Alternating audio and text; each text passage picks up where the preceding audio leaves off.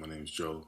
I'm just making this video basically to give an account and explain to you guys what exactly I experienced. That's pretty much it. So on March 22nd, 2017, I went to sleep late that night, and when I went to sleep, um, I ended up my soul, my spirit ended up basically in this room with this dark room. There was two individuals in a room. I don't believe that they were people. It just seemed like they were kind of talking about something like about God, but they weren't talking about him. I couldn't really remember what they were talking about. And one of them had pulled out a joint, basically, like he was like about to smoke a joint. I remember knocking out the joint out of his hand, but for me to do that, I had to get up from the position I was laid in, because I was laid vertically on like my couch, but in the same place, in this place where I was also laid the same exact way. And as I knocked it out of his hand, I fell over. When I fell over, I literally ended up in this place. And this place was just a place of outer darkness. It was complete darkness. It was nothing but darkness. I couldn't see anything in front of me. I couldn't see my hands in front of me. I couldn't see or even feel like as if I had any kind of knowledge of where I was or the place I was in.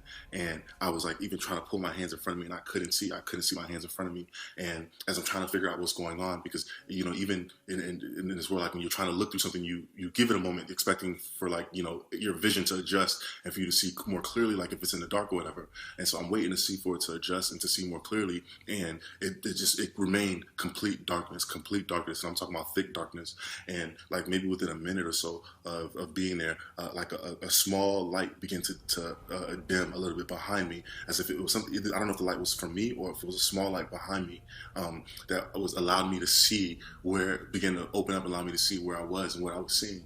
And the thing that I was seeing was the most horrifying, terrifying thing that anybody could ever account for in this world. And what I mean by that is, what I had seen was literally a sea of people, and the people were just in silhouettes. So it seemed as if though this was a place where those who had just died are now coming up from, and you're now seeing the sea of people who are all coming up and who have either passed or they died, or they're here for the most part. These are people that are here, and there's no physical descriptions of them.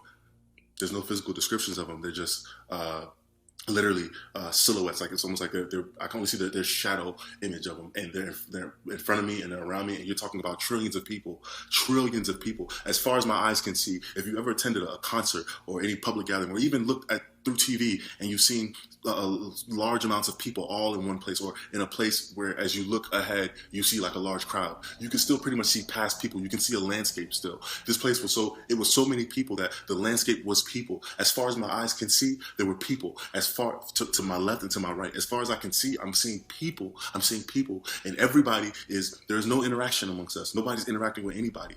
Immediately the fear that was there, it was like it was controlling the environment. It was like at that moment I had nothing but questions. I was trying to figure out where I was. Why am I here? Wow. First of all, why the appearance and the setting was so scary in itself that I'm trying to figure out, what is this? What's going on? Am I in a dream? Like, what's going on? What's happening?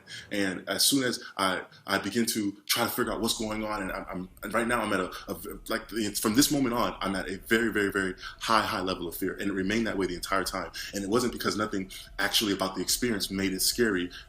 Fear was literally just a part of my being. I could not be nothing but absolutely scared. And I'm talking about scared or fear, like to the point where when somebody just scares you, you get immediately scared. You may burst out, you may yell or something because you're scared, and then it begins to come down. But I'm talking about fear that stays at that level, as if somebody had you just got caught at the highest point of how scared you were, or what fear you had, and that's all that you have the entire time. It doesn't come down. So you're like, feel like as if you basically shouldn't be able to breathe, or be normal, even handle yourself to assess anything, or to use your cognitive skills or anything like that, because you're literally in this much fear. You're still able to just be in this much fear and not know what's going on. And so literally I would say like maybe there's no time, so I can't say what moments of time. I know that from there I then had been moved to these what appeared to be these caves. And so I had moved, not walked, but it was like a moving thing, like a force had brought me over to these caves, as if this is where these caves where I was supposed to go and belong. And then now it had gotten dark again to where I couldn't really see, so I'm trying to navigate through caves, and I'm kind of bumping into these fixed boundaries, and I don't know what it is, where it was, but I'm just, okay, I would either go right or I would either go left. I would either turn left or then I would turn right, and I'm trying to find my way through, and I couldn't find my way through until I eventually got to this one place where it was a cave. And descriptively just like a cave, but it was somewhat put into like a I would say it's a club setting, but I didn't see any bars. I'm not seeing any drinking. I don't see anything like that. I just see people seem to be dancing without any music at all. No music at all. I'm not hearing any music at all, but people are almost like slow dancing as if they're just bopping their head to a tune, but there's no music playing at all. And as I'm trying to really look upon what's going on and who are these people that I'm looking at, like what's going on? Why? Because I'm still at the same height of fear. So I'm still trying to figure out how can anybody be literally enjoying their dance or whatever they're doing in this kind of environment, like in this environment. And so I look over and then I see this young, this appeared to be the only being that was there that somewhat seemed like he recognized me. Everyone else seemed like there was a controlled force as to their bop or their slow motion, two-step, whatever it was. He's looking at me. As he's looking at me, he has on these dark shades, and I'm trying to figure out, as I was thinking to myself, like I'm trying to figure out what exactly is like going on with him. Because I'm thinking in my mind, obviously, again, I want to make it clear that like when I was there, what my thoughts were just as communicative as if you would speak. So as I would think, is how I would be able to move too. So it was like, as I would think I want to go over here to go to this part, because I'm trying to get out the cave before I got to that place. I want to make a left here. I want to go here. As I would think it, boom, I would automatically just go to that place, that particular place. And it wasn't a walk. It was like a force. It was simultaneous. As I thought, then boom, it would happen. And so now back at this cave and I'm looking at this dude and he's like two-stepping back and forth. That's when I started to realize that he wasn't enjoying himself, that he was actually in torment, but it seemed like to be like his torment was something that he was going through within himself, but I could not see. So even his gaze upon me was of a cry of help, but there's no communication. You understand what I'm saying? So he's not saying, help me, help me, help me, help me, or he's not able to even show me that he's suffering. It's almost like I knew it, because of even the look that he was looking upon me with. That even as I'm looking, but we can't. The slightest bit of interaction is not happening. We can't interact at all whatsoever. And so I'm like, oh my God. I'm like, I'm even more scared now. And I'm like, what am I doing in this place? And it was at that moment that I had thought, and it came to me that I was like, am I dead? Am I in hell? And I couldn't. That's all that was boggling over my mind. Like, oh my God, I think I died. What happened? How did I get here? What am I doing here? Was the next question. It was like, what am I doing here? How did I get here? Did I die? What's going on? What's going on? Is literally the only thought of what I have about this present time. And even as I was even thinking that, I'm like, what's going on? I remember at that time, I didn't even think of the Lord or, my personal faith and my belief in Jesus Christ. I was, at this point, I was still pretty much being tormented by my own fear of where I was. And if this is where I belong, and then the next thought was like, but I thought that I'm a Christian. Like, what am I doing here? I'm a Christian. I didn't understand. Why would I be here if I'm a Christian? What am I doing here if I'm a Christian? What is this my judgment? Is this where I'm supposed to be? It's more than confusion, because when you say confusion, when I speak of it, it almost in our realm, it makes it seem like as if you're able to think this way and have these kind of thoughts without necessarily feeling the effects of everything else. But the other feelings and everything else, the fear and everything else never left. So I still had that. So it's almost like as if it's almost like, when people say that their life flashed before their eyes, or that things had happened so badly that in that moment, as something bad was about to happen, time has slowed down for them, even though something bad was happening at the same time. Somewhat similar to that, but to 100 degrees more. You're able to still feel exactly the fear that you felt, and still have a bunch of this knowledge about where you are and why. Because the funny thing is, I asked myself, I said, am I in hell? Even though even in my own knowledge, I knew I was in hell. But I don't know why I'm even still asking myself, why am I in hell? Why am I here?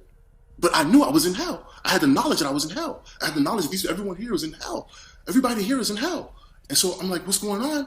So all this is still happening simultaneously, and I'm still scared. The amount of fear there is like, how am I able to feel this feeling this intense? If even thinking that if this was a dream, how am I able to feel it this intense? And I've never felt my senses to be heightened at this level in a dream. So that's why the thoughts of being dead was the only thing that I could think of. How did I die? Did I die? And what am I doing here? So anyway, I'm looking upon him, and this guy is literally in torment. I was already frantically in fear and at a high level. But when I seen that upon him, and it was dawning on me that I was that I already knew it, but it was dawning on me that I was in hell. It caused me to, even be more frantic. So I immediately, I'm looking for an exit.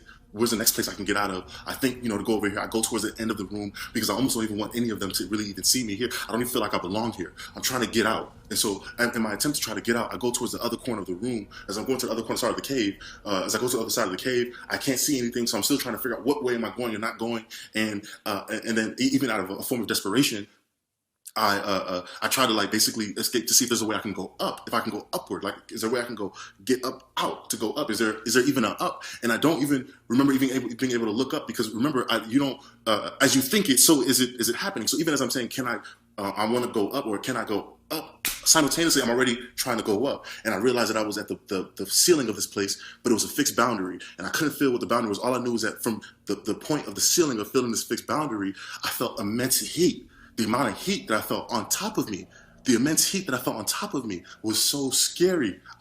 I'm trying to explain it to you guys, and you have to understand that, for me to even do this, if people know me, for me to even do this is more than, if you know my character, is more than enough to at least let people know that this is serious for me to get to this level, to explain it, to talk about it at this level, because I'm somebody that I'm not really that open to just letting everybody into my life and and be open with my life, whether it's on social media or whatever it is, anything in this life. I'm not just open like that. I'm more of a secretive person, and so as I'm hitting the ceiling and I'm feeling this immense heat. Right then and there, I was like, oh my God, I'm in hell. I couldn't even believe that I'm in hell and that now I can actually feel the heat that is above me. The heat was so intense, even from what was above me, that I'm not seeing any physical flames, but this heat felt like as if even now, if I press my way forward, that it was enough for me to say, I don't even want to go up because I knew that this fire would consume me because the heat felt like real life. It felt like I was like real life heat. It still felt like the heat that you would feel here. As if you put your hand over a stove, you would feel the heat. Like you would literally feel the heat. You would feel the intense heat. And it was even hotter than what you would consider to be a stove. So even as I'm going up, it's like, and I'm coming back down like, oh my God, where's all that heat coming from? Why is there this much heat on top of me? And so I'm just frantically trying to figure out where I was, what's going on. And I remember trying to say, at that point, I was like, when it had said that I'm in hell, the only thing I could think of was to be calling out Jesus' name. I'm calling out Jesus' name. And nothing is happening. I'm saying, Jesus, Jesus, Jesus, what's going on? Jesus, Jesus. And as I'm saying, Jesus, Jesus, Jesus, nothing is happening. And then I heard an audible voice explaining to me that this is how it is down here, and that it's not what you think, that it's actually Mary down here, and that these people were enjoying themselves, the people that I had seen that were in the club. And again, I didn't really know who this audible voice was, but I understood what he was saying. I understood what was trying to be told to me, because again, there was no physical thing in front of me. I wasn't seeing a spiritual being. It was he was able to communicate with me through my thought in my own head, just to talk to me somewhat in the same way that we have voices here in our own heads now, here as we're on earth. And so he's telling me that this is Mary down here, that I should have no fear to want to come down here, and that I could do as I want, I could live as I want, and I could be here, and I would be Mary. It would be Mary. It wouldn't be an issue. There wouldn't be a problem. And even as he's saying this, so when he got towards the point where he's basically trying to convince me in my mind and my spirit, and I'm thinking like, yo, I'm like, nah, this isn't true. What are you talking about? I'm thinking like this. I'm horrified. I'm horrified. No way. No way am I coming here. No way will I be here. Like, without a doubt, there's no way. There's no way for anybody that I would come here. I would be here. I would even want to be here. I would even consider it. And so I'm thinking, and this is after me saying, Jesus, I'm like, what's going on? And then I remember when I was saying that, I just went back to reverting to saying, Jesus, like, give me a Jesus, like, what's going on? Why is, I'm saying your name, like, Jesus, what's going on? And I'm saying his name. That audible voice then got louder, and now the audible voice now was yelling at me, and what appeared in front of me seemed to be like an eye. It was an eye. It was a large eye. It was a large eye, and I remember the eye was not any eye we've ever seen on this earth. It was an eye that even appeared to have different arrays of colors in the pupil. It was a different kind of eye, and it was. I knew that then this voice was this eye was what the voice was that I was hearing, because as he now was yelling, he said to me, you dare use that name down? You dare use that name as I've already been showing you everything down here? You dare use that name? But this was like, it's hard to explain it. It sounds like I'm saying it as if he said it that proper. Like, so to think, you have to understand that even as proper as saying that you dare use that name, that the voice that he used in saying it was a roaring, yelling, a very intimidating like voice. It was like you dare use that name. And it was so some similar like that, but heightened. I'm not doing a good job of saying it the same exact way. But it was basically infuriated that I even was saying Jesus as I was down there, and from what I was saying. And he was like, you dare use that name, you dare use that, and he began cursing at me. Like, so it was like cursing at me at the same time. Like, you dare use that name, blah, blah. And so even now, by seeing the eye alone, I was so frantically scared already. And the only thing in my mind was, this is Lucifer. This is the devil. This is Lucifer here yelling at me in the form of an eye, though. Just the form of an eye. I'm like, but so it seemed like as if he wasn't, his presence is somewhat throughout all hell, but obviously he can manifest himself as he wishes, as he pleases. So I'm like, yo, what's going on? I'm like, Jesus, I'm even more scared. I'm saying, Jesus, Jesus, even more now. Jesus, Jesus, Jesus, even more now. Like, oh my God, this is Lucifer. And it was in that moment that, boom, that's when I immediately then woke up. So I didn't have any, there was no light, there was no bright shining light that came and got me. Jesus did not appear to me. None of those things happened. All I experienced is exactly what I told you. And, I woke up in such fear. Even as I woke up, I felt like I can still feel the heat on the top of my head, the heat from the being above, whether that was a lake of fire on top of me, I don't know, but I can still feel the heat. So I woke up and I'm still pretty much like, like I still felt the same terror that I was under when I was there. Now, mind you, everybody may have scary dreams, and if you have a scary dream or something, you wake up and you're still your level of fear is still pretty much similar to what you feel when somebody scares you. It's high for that moment, a couple seconds, and it goes back down, right? So, but even for me, even now, my coming back into waking up, when the terror and the feeling of the heat, and then the terror that I had wasn't even going away. Meaning it wasn't at the same high level, but as it was going away, it was going away at a slower pace. You understand what I'm saying? Does that make sense? Like, it was a lot less slower, as how if somebody scared me, I would quickly come down and be like, okay, yeah, well, that was you, I'm not funny, whatever. This was entirely different. This was, I could almost still feel, even it's 2 days now, it's been 2 days, and I could almost still feel the terror of being there. And it's hard to describe that, because when you say terror, people here with our senses, we're only equate terror to maybe what we see, right? Maybe we see something that makes us terrified, or you're in a movie, something is going on that terror is a sense that is induced, and it can raise or be high, whatever. I was still feeling the terror of it being at a high level and not going away, and it was coming down slowly, and I was still frantic. I was scared. I was still feeling the heat. I immediately came. I ran over to my wife, and I had to wake up and tell, like, yo, I just had the worst nightmare or whatever. I had the worst nightmare. I'm still kind of disoriented, because I'm not really sure if I'm really out, because being there and understanding the concept of eternity that I couldn't get out. And that's another thing that I want to touch on. Because remember, again, the reason why it seems like I'm describing this stuff out of sequence is because it's all happening simultaneously. So remember, I said that I had the knowledge. So even though I'm not saying, oh, I'm here for eternity, I didn't have to say that to myself. Everyone had the knowledge that you could not get out. Or at least I'm going to say I did. I knew and I understood I could not get out. And not only that I couldn't get out, but that I was here forever. I understood that I am absent of time, and this place goes on forever. And I understood that. And I think that was a part of the fear. It was a part of the terror, that all this stuff that I have knowledge of, instantly I'm completely all-knowing. I'm all-knowing. I know it all. I know it. Even though I'm even questioning all the things that I know to be true. The same way we know I'm breathing air because oxygen goes to our lungs.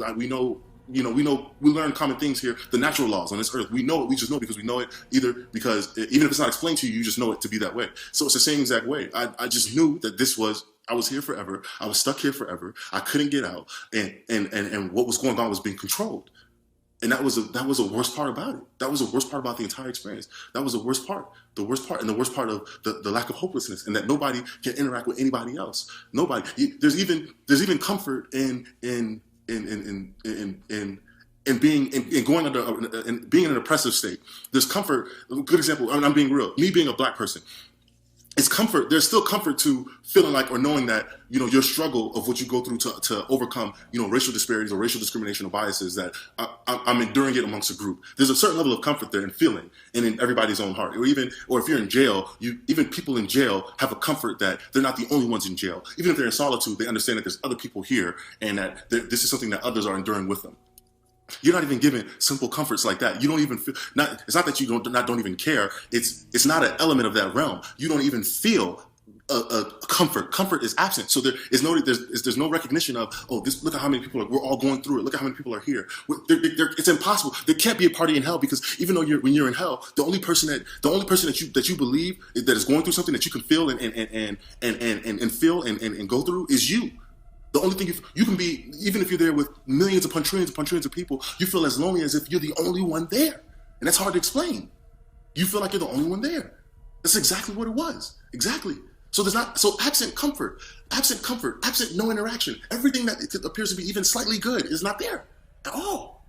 So it's horrifying. And mind you, again, like I'm saying, it's not because I had the knowledge of all these things that I was horrified. Horror and terror was a part of the elements, the environment. It was a part of the environment. It was exactly, you could not even choose to be at a different level of fear if you even want, because you don't even have the cognitive abilities to decide to yourself that I'm not going to be scared, or what's really going on. Let me figure out before I just act frantic. There is no the cognitive functions that we have here are completely absent, and that's what people need to understand. That there's no controlling of it. A lot of the things the very small things that you take for granted, that you have autonomy over, that you have autonomy in mind, you have autonomy in movement, you have autonomy in what you think and how you think, and what happens and what's going to happen. All that stuff is literally, it's good. I now realize it's a good characteristic. It's a good thing that you have autonomy. It's a good thing. So imagine absent anything that's good. Imagine no interaction. Family, you can't even consider family. Your family, you're not even considering your family. At this, as far as you're concerned, you even understand the aspect of that even your familial ties that you consider to be family is somewhat minute. It doesn't really exist. Blood relations are just physical, but the spirit is enduring on its own. You won't even consider yourself to have brothers and sisters and those of loved ones. The only kindred you have is maybe those you have. I don't even know how anyone can even have the ability. For me, I didn't have an experience where I was able to have the ability to even think of loved ones. All I could endure and deal with was what was presently controlling me in that environment. And nothing else mattered. Nothing else mattered. Nothing else mattered. And so that's why I'm sharing this, because I feel like people need to hear this stuff. And I feel like I've been the person that I've seen tons of these near-death experiences, or at least people with near-death experiences, or have testimonies on the website or on YouTube talking about how they experience hell. And again, it's when somebody is explaining to you, I already understand that. Unless this is meant for you to hear it. If somebody's explaining it to you, it does not do it justice to what it really is and how it really feels. It doesn't. So the greatest impact, unless there's really grace and God has grace and mercy over your life for you to be able to really understand what somebody is saying, or for at least for what I'm saying and how I'm explaining it, because physically you're not able to even really touch that deep. So it would have to be a miracle for God to touch somebody's heart to come to an understanding of what it is I'm explaining. And so that's why I understand that. And so that's why I'm not doing this for people to believe me. I'm doing this because I am in fear of my own record. I'm in fear of going and ending up in that place. I'm in fear of answering up to my life and what I'm doing in my life, in every single aspect of it, every part of it, every single aspect of it. I'm in fear. I'm in fear of my own thoughts. I'm in fear. I'm in fear, let alone because if it causes me to end up in that place, I'm in fear. And even if I'm not supposed to be in fear, I still feel some of the terror and some of the things. There's only been 2 days, so I'm still pretty much dealing with the feelings of all of it, and the memory of it. You know what I'm saying? So I just wanted to share this, man, for somebody who maybe wanted to stumbled across this video and they're undecided and not sure. They don't really know, what's going on, or whether you believe in Christ or you don't, hell is real. Hell is real. Whether you're an intellect or whether you're someone who has never attended school in your life, hell is real, and hell is not something that is based on belief. This is not belief. This is not your belief. This isn't what you believe. This isn't everybody has respective rights in what they believe in. This is what is true. This is what is really going to happen. What is really going to go on? What is really happening? What is true? What is true? This has nothing to do with belief. I don't care what your belief is. I don't care what your background is. Nobody is going to sway me or convince me about my experience to denote it to be any less real than it is than you even trying to explain to me what you're talking about. I don't even consider half of what I see here to be real. At all. It's all a facade. It's all a mirage. We're all just passing through. And literally, and the majority of us are being deceived. And the devil is deceiving us. And it's all deceptive to make us think that we actually have these abilities and our autonomy can't be taken away. And this stuff can't be taken, that this life is really forever. Listen to me. There's no such thing as YOLO or living for the moment. You're going to have all the time in the world to live for the moment. In terror. For the rest. For eternity. In terror, in fear, you'll be living for the moment, and because that moment is all you have, and nothing else will matter. Not one single thing you do here, as a form of enjoyment, will be even remembered for you to even say that at least you live the life that you live. The only thing that you will have to stake claim to this life is why did I even have a life to end up here in the first place? I would have rather not even had a life. I would have rather not even had any pleasurable thing, because at least there's still hope that I'm going to get through it. There's still hope that there's something better at the end of the road. There's still hope that things can change. The stuff we talk about all the time. What's the whole premise on wanting to live for the moment is that you only live once. Now imagine what if I told you only die once too? And then that's it. And then fate is decided. And if you can't understand eternity now, you will understand it then.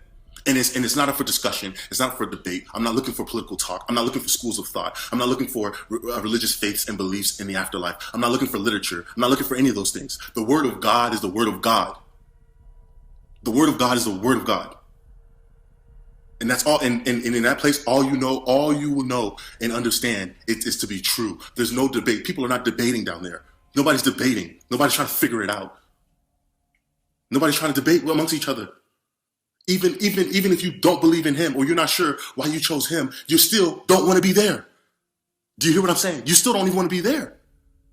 So I know that even if you're a devout Satanist and you believe that you follow him and Satanist, you adhere to his principles and you believe in what Satan is doing and what the devil is doing and you like that way of thinking or whatever reason is why you chose him or you choose that path, you still won't want to be there. You still will not want to be there. You will not want to be even thinking of why you chose him. All you're going to want to do is beg for your life to get out of there. Everyone is trying to get out.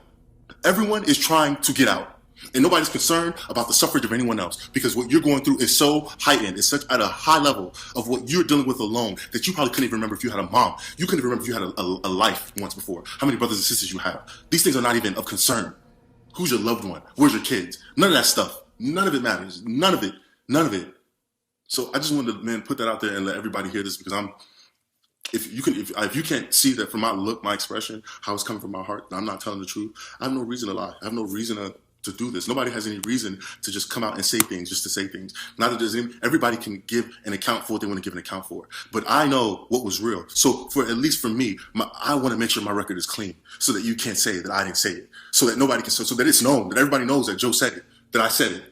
I want everybody to know that Joe said it, that I said it. That's how important it is to me not to be there. Yes, I said it. And I'm telling everybody, say what you want to say about me. I don't care. I said it. I said it, and I told you. So my hands are washed because I told you. I told you because I'm now going to be accountable for how I'm going to live my life from this day forth. So, and that's the most honest I can be with people. If I love you, then that's the most honest thing that I can do. And I could tell you, you can write it off. You know, more than half of people maybe can write it off and live your life here. You can continue to live your life here. But like I said, it's everybody going to have their day, and that's not going to stop. That's the one thing that nobody can overrule or overrun. So as long as you have your day, you're going to have your date. When they say the day you were born, now here comes the experience of the day that you die. You can't say that you didn't hear it. At least not for me. You can't say it. Because this also will at least be my eternal proof of record. Of me letting people know that this was real. That hell is real. Hell is real. There's no such thing as coming close as Christians. If you even debate in your mind, if you got to even review your record to figure out whether or not you're going, you're already probably on the wrong side. Because I'm telling you right now, the decision is unanimous. We're not looking for majority vote. There's no board in heaven. There's not a majority vote as to who's going and whether you're going or not. There's no politicking. It's unanimous. Either the Lord knows you or he doesn't. Either you have a relationship with him or you don't.